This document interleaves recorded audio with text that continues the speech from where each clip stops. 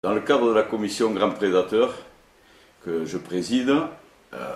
nous avons la problématique dans ce département de l'ours et du loup. Concernant l'ours, notre commission a envoyé à tous les présidents d'ACA concernés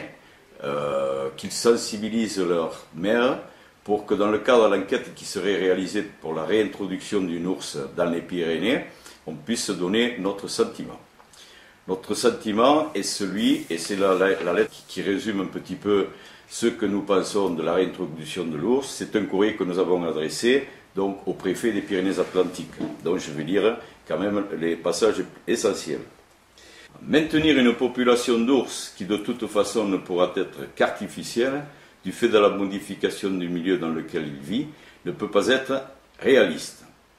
Il n'y a que la valeur d'un biotope qui conditionne le maintien ou le développement d'une espèce, et non pas les caprices de riches, de quelques bobos écolos plus rêveurs que réalistes. Quant au loup, mon intime conviction, ce n'est pas qu'il a recolonisé nos massifs à partir de l'Italie,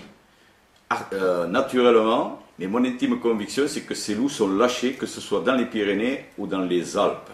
Le jour où on m'apportera la preuve que tous les élevages, qu'ils soient légaux ou clandestins, on a recherché sur ces élevages l'ADN de ces loups, à ce moment-là, peut-être, je dirais que le loup vient naturellement d'Italie, mais ce n'est pas ma conviction personnelle. Par contre,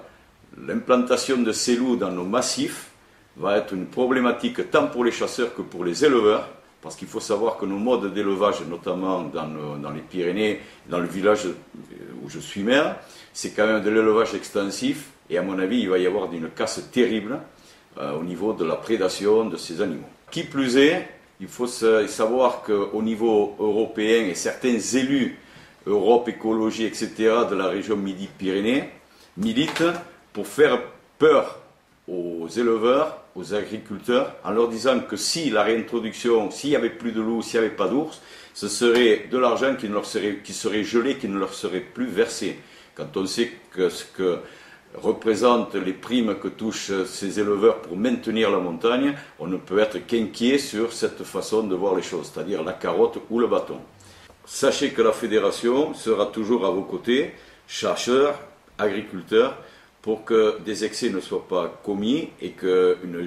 juste milieu soit trouvé par rapport à ces réintroductions d'animaux prédateurs.